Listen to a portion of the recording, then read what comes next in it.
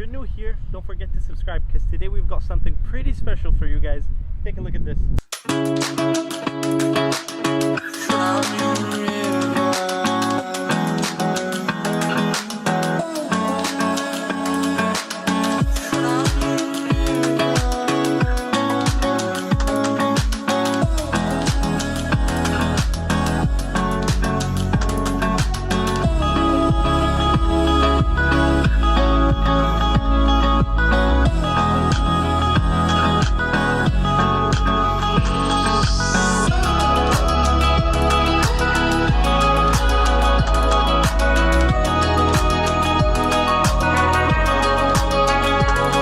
This is a 1986 Porsche 911 Carrera 3.2 convertible.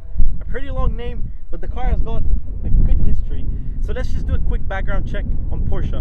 Porsche started in 1948 as it was an official car manufacturer in 1948, and in 1949 they made 52 cars, and the model was 356. So they made the Porsche 356 in 1949, and they just made 52 cars of that. But then in 1963 the 911 model came to just replace that completely, and ever since the mid 60s kind of, the 911 has been dominating. And now almost 54 years later, or 53 years, 54, not very good with math, but 54 years later they still make it. And this car was made in 1986. So that leaves us with 34 years. 34 years. This car's 34 years old. So it's pretty much double my age. Is it? What's 30? Anyways, let's get to it. Let's take a quick look at the wheels here. You get 16-inch wheels. You don't get to hear that a lot in performance cars, to be honest with you. Nowadays, we don't hear a performance car with 16-inch wheels.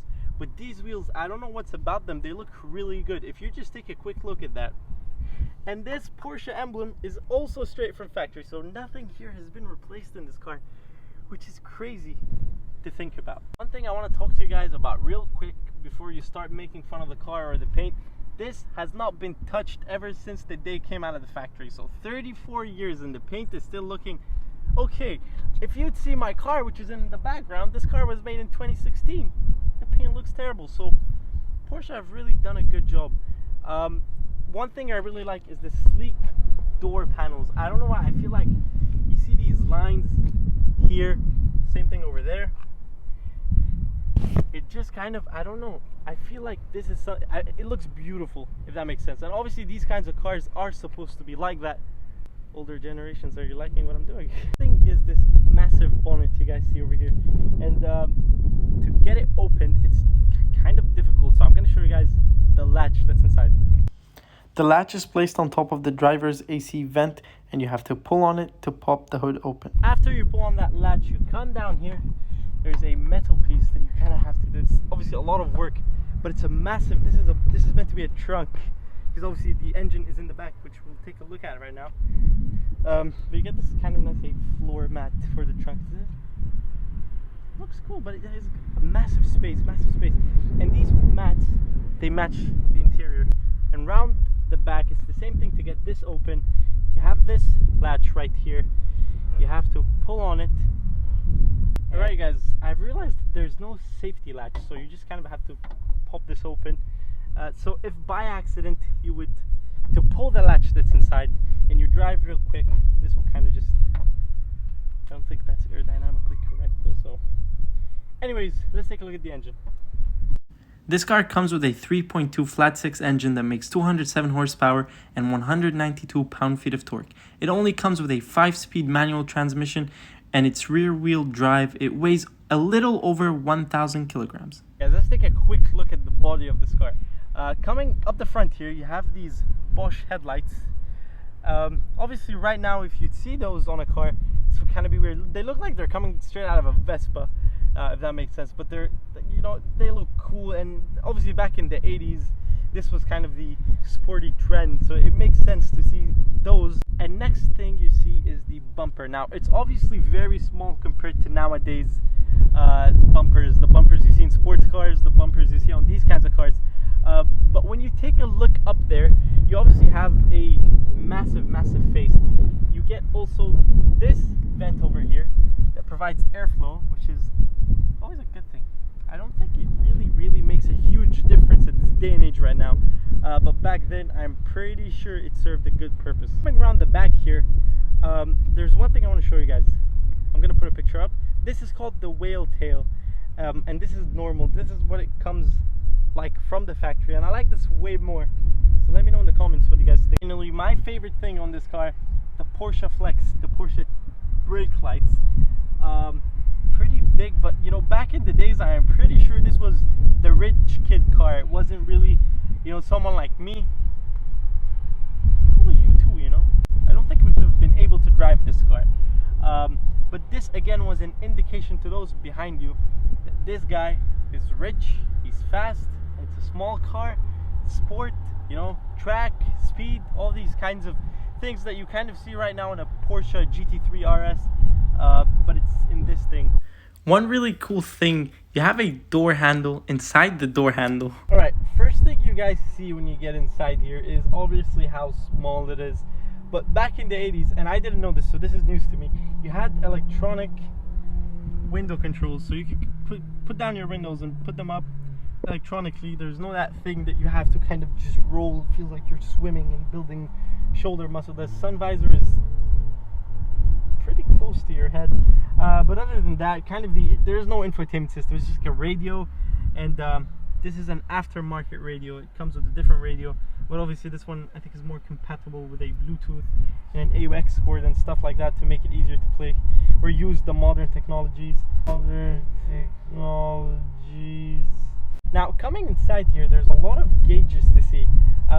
First off, you have a clock, and I'm assuming because this car was for the rich guys, so it's kind of, I don't know why a clock inside a car for people is such a luxury, but it was back then and kind of still is till this day. So this is kind of a trend that should have died with time, but it just never did. And then you have your speed gauge and your obviously your RPMs, your drug press, your oil temperature, and here I'm assuming this gauge will tell you how much oil you have, because this car it's not water cooled. It is the oil does everything, so it's not like the modern car you see nowadays. It's pretty different. And finally you get a gas tank gauge, so it tells you how much gas you have. One more cool thing I want to show you guys, this is your lock and unlock. Obviously in modern cars you have kind of buttons to press to lock and unlock the car, but that wasn't the case before. And this is actually pretty basic. Just like in your average car, you have your windshield wipers and your lights on the left hand side. So it really, like, it wasn't that complicated back then, and there hasn't been a major change in the basic stuff. Moving on to the climate controls, you can control your fan speed, your temperature, you know, but it's all that there is to it. There isn't, you know, the whole kind of oh, make the air come from here, from there, from this or from that. All these kinds of things didn't exist, and thank God they didn't exist. This car has no cruise control, and cruise control was created a very long time ago. A little fun fact for you guys, cruise control was made by a blind man in 1960. Now when I first saw this car, I was like, I hate long stick shifts. I don't really like when a stick shift is very long. It just kind of looks like you're driving a truck.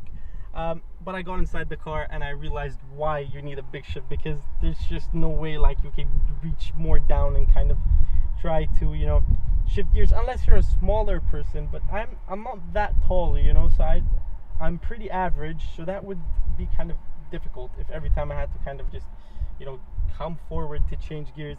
It would be such a hassle. So, you know, good job for that. Last thing, the handbrake. It is very, very, very basic, very, very screaming I am a handbrake. There is nothing special about it, nothing looks good about it, nothing looks bad about it. It's just a handbrake. Finally, the seats. These seats are the only thing that were restored in this car, and they didn't even have that much work done on it. The color of the interior, this is a burgundy color in the real world. I'm not sure what Porsche like to call it, but you got burgundy everywhere. There's nothing plastic, everything is leather. Everything feels expensive, even the leather behind the gauges, leather, no plastic. And this is kind of something we all wish to see more in cars. You know, now that we're in the 2020, it shouldn't really be that kind of difficult to make leather interiors. But no, everything's just cheap plastic and stuff. But these cars, mint. One more thing I want to show you guys. Look at this. This car has seats in the back as well. But let's be honest and realistic here. Nobody's gonna fit back there. But you know, it is a 4-seater in the end of the day. Guys, now we're gonna drive the car. Alright guys, we lost most of our audio because of the wind, so sorry about that. And there's a couple of things I want to talk to you guys about. First of all, the performance. This car performs 1,000,000 times better than you'd expect it to.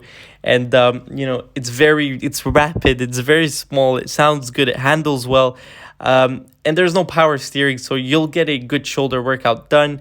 But other than that, the car is perfect, very smooth, very nice, very comfortable, yet it looks very small, but I was actually very comfortable driving the car. And if you are planning to buy this car one day, go for it, but good luck finding it. Alright guys, that's it for this video. If you like this car, make sure to subscribe and like the video. And now we're going to take a listen to the exhaust, and then we're going to do a quick walk around, and that's it for today.